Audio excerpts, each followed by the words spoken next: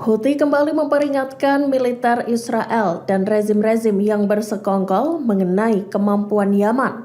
Dalam pernyataannya pada Kamis 5 September 2024, pemimpin Houthi Syed Abdul Malik al-Houthi mengatakan bahwa pihaknya bakal membuat Zionis tercengang.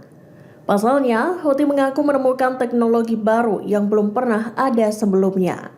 Dikutip dari Al-Mayadin, al-Houthi juga memperluas hasil signifikan dari operasi yang dilakukan pejuangnya di laut.